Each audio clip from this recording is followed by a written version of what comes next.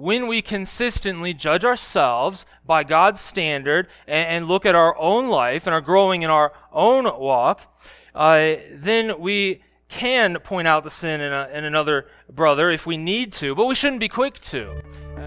This is a Truth Transforms Truth Nugget, a daily dose of truth for your daily transformation. If we were to take a recording of everything you said throughout this week and play it through these speakers, would there be anything embarrassing due to sinful speech? Whether it be an insult, whether it be belittling, whether it be harsh speech, whatever it might be. I'm going to guess the answer is yes. The answer would probably be yes for every one of us in here. But we need to be growing in godly speech and putting off sinful speech. So we need to make sure we take that seriously and grow in purity of speech. We need to submit our tongues to God and grow in purity of thought about our brothers and sisters in Christ, because it really begins with the thought, it really begins with the heart, and then it comes out of the mouth. And we need to let the word of Christ dwell in us richly so that we can go about joyfully teaching and admonishing one another in all wisdom, singing psalms and hymns and spiritual songs with thanksgiving in our hearts to God. Well, let's move on now to the second half of verse 11. And here we see that sinful speech is sin against God. It's not just sin against others, it's sin against God. Verse 11, as we continue, do not speak evil against one another, brothers. And then, the one who speaks against a brother or judges his brother speaks evil against the law and judges the law. But if you judge the law, you are not a doer of the law, but a judge. And so here we see that sin against another is a sin against God. The sin against speaking evil against someone else is not isolated. When you speak evil against someone else created in the image of God, you're speaking evil to God. We see that anytime someone sins against another, they're sinning against God. It's also a violation of God's law. Speaking evil against a brother in any form is a violation of God's law. And the commandments are clear. We're to love our neighbor as ourselves. We're told not to slander others. Leviticus 19:16 states, "You shall not go around as a slanderer among your people, and you shall not stand up against the life of your neighbor." And God declares in Psalm 101:5, "Whoever slanders his neighbor secretly, I will destroy. Whoever has a haughty look and an arrogant heart, I will not endure." And we're told not to be harsh with one another. Colossians 3:8 tells us to put away anger, wrath, malice, slander, and obscene talk.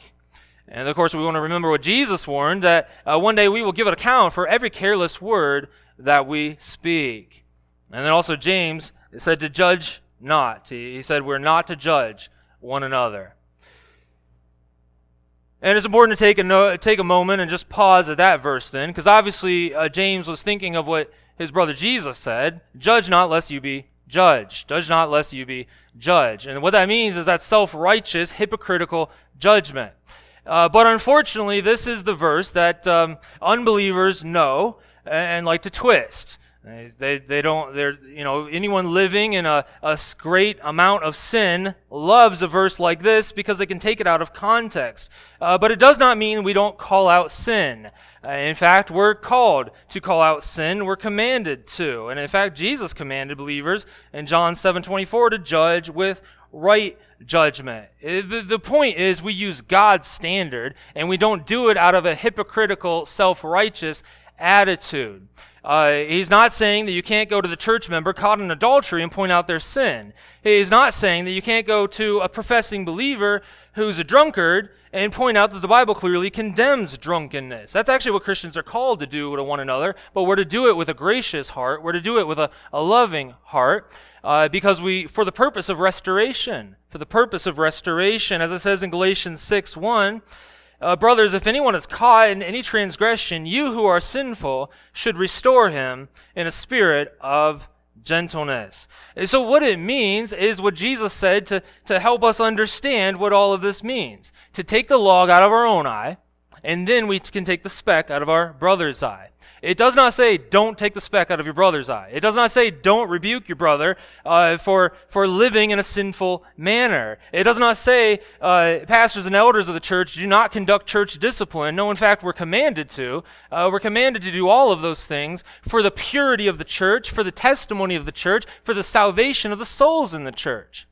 And so I just want to state the way that this verse is unfortunately misused, but now let's go to the proper use. When we consistently judge ourselves by God's standard and look at our own life and are growing in our own walk, then we can point out the sin in another brother if we need to, but we shouldn't be quick to. That's kind of part of the point. I think we shouldn't be quick to point it out. We shouldn't be pointing things out at a self-righteous attitude. We shouldn't be pointing it out of a prideful attitude that I'm in my walk, I'm here and they're there, and we don't know how God is working in their life, so we need to remember those things. We need to be slow to speak. We need to be slow to do any one of those things. So we need to be introspective. We need to be looking at ourselves more than anything. And when we do need to give counsel, of course, we're given the clear commandments, like Galatians 6:1, how to do it in a spirit of gentleness and for the purpose of restoration.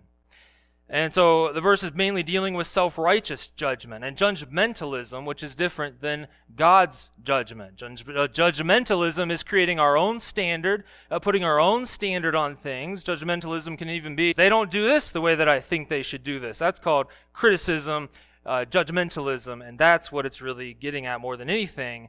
And also the fact of those that don't ever examine themselves and their speech, but yet they're quick to judge others. Kent Hughes had this to say about what's being prohibited in this verse. He said, Jesus does not forbid judgment. Rather, he forbids flagrant sinners from exercising it while refusing to deal with the sin in their own lives.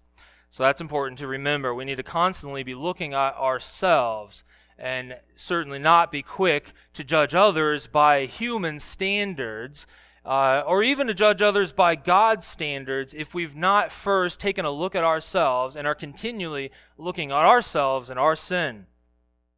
Well, I do pray that was a blessing. Now do me a favor, and if you enjoyed today's Truth Nugget, go ahead and hit that like button.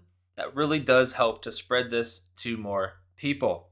Also, if you're new to the channel, you've joined us in the middle of a series on the book of James. And you can find all of the Truth Nuggets on the book of James in a playlist that'll be available in the description and also on the channel homepage. God bless you, and I'll see you in the next episode.